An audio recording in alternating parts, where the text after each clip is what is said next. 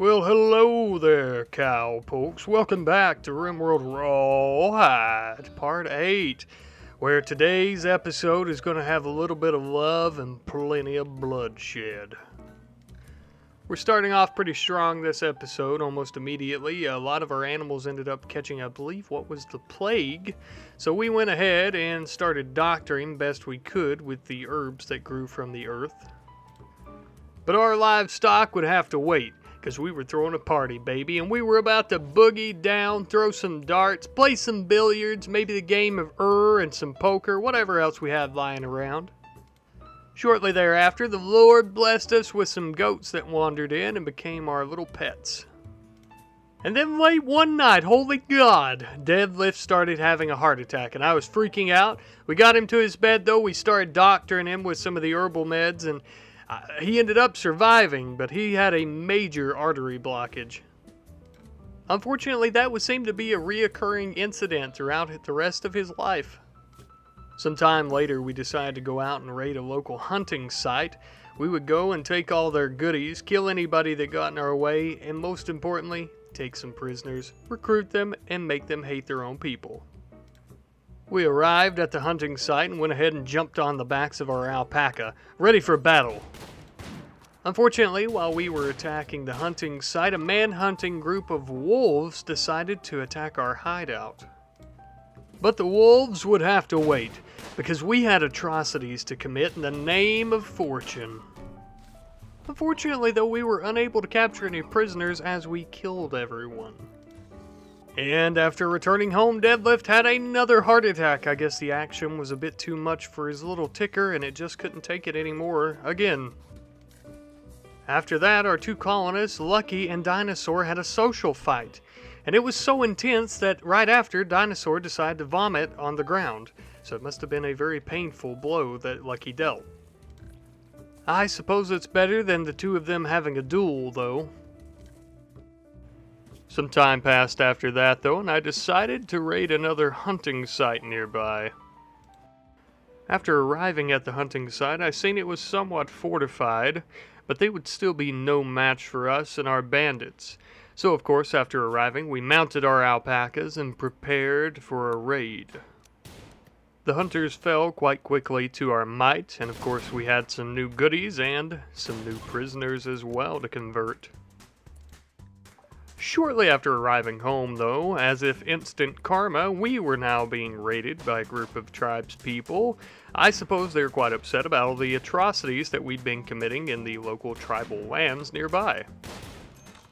The tribespeople fought fiercely, as they always do, but our superior technology has once again proven to surpass anything that they currently have. Speaking of superior technology, though, now we were being raided by the U.S. Marshal Service. They were coming at us scattered all across the land from multiple different angles. And in the midst of the bloodshed, we had a caravan coming from a local settlement nearby who wanted to trade some goods, not knowing what they had just walked into. I was hoping that this trade caravan would help us with fighting off the U.S. Marshal Service, but it turns out that they were outstanding citizens.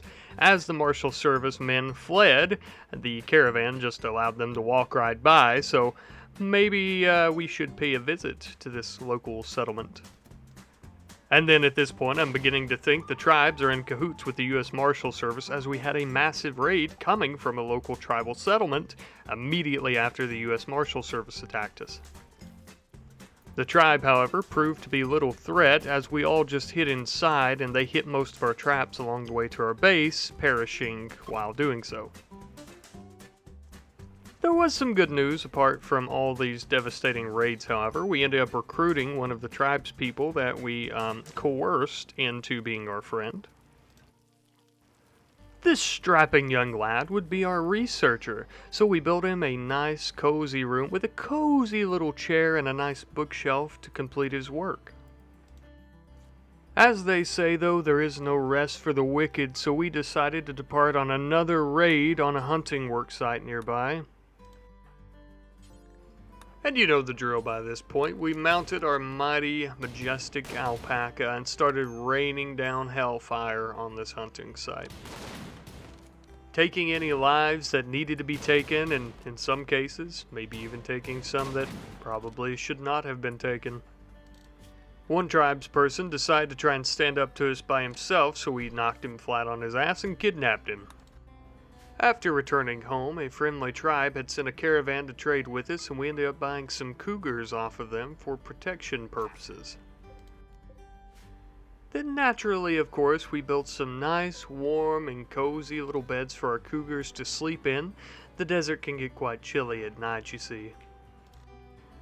And of course, after that, yet again, poor Deadlift was having another heart attack. I don't know if it was the raids or the massive artery blockage in his heart, but something was causing this man's poor ticker to just give out and give out. But speaking of raids, once again we were being raided by a group of angry tribespeople.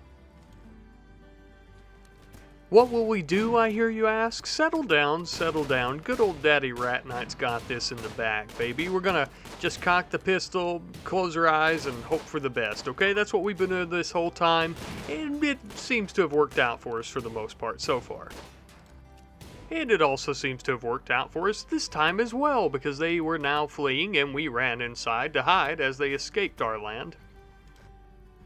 And to celebrate the glorious occasion of so many successful raids and defeating so many tribespeople, we decided to throw a big old party and have a lot of fun throwing some darts, maybe drink some brewskis, you know the drill. And we partied hard late into the night. Our poor little bunny rabbit couldn't hang, but that was alright. After some time passed though, we were all gathered around to witness the marriage between Frog and Robberio, and it was a beautiful, beautiful occasion.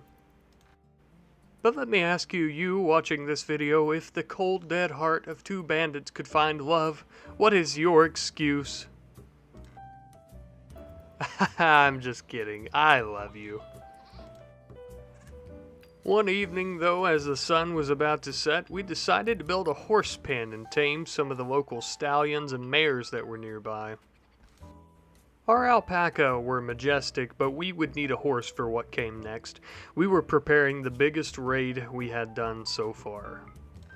That's right, it was finally time to destroy the settlement that had been plaguing these lands for so long.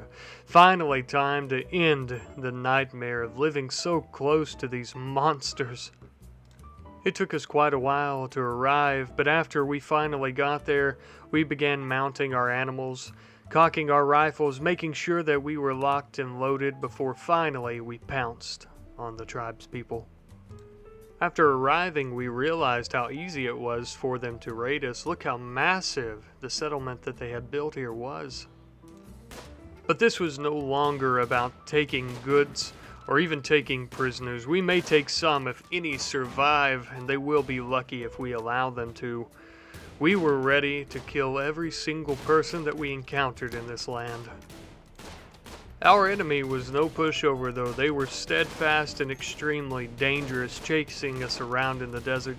They even almost cornered us around a rock once or twice, but we held our ground and we continued to stay on the move.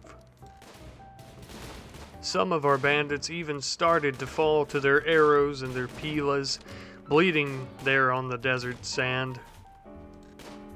And for a moment, after finally seeing truly how many tribespeople were at this settlement, we began to wonder, had we really bitten off more than we could chew? A large group of the tribespeople decided to fire at us behind cover, so we had to run around from the side and flank them from behind. And just when I started to lose hope, as many of our bandits had begun to get very serious injuries or even fall into the desert sand, we finally broke their ranks, causing them to flee their own settlement.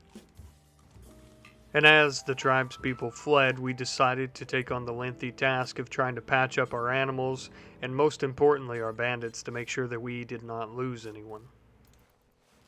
And fortunately for us, we only lost our animals. We did not lose any colonists' lives during the battle or after. And now that all that bloodshed was behind us, we could finally consider maybe taking some prisoners, if anyone was still alive, and going through their settlement and finding any riches that they may have held within. On the way home, one of our colonists ended up getting an infection, but it wasn't anything too bad as his immunity was catching up with it well before the infection could really do any harm. And after some time, we finally arrived back home in our bandit hideout. Thank you guys, though, so much for watching. I hope you have enjoyed. This has been a really fun episode for me. Finally, our first successful settlement raid. Not just hunting sites, logging sites, stuff like that. We finally got a good raid in on an actual settlement, destroyed the base, and took all their riches. We even took, I think, one prisoner. Wasn't many prisoners. I was more or less just worried about survival. But thank you guys so much for watching. I hope you have enjoyed. I love you guys. You guys are absolutely wonderful. Stay tuned for the next one. Goodbye.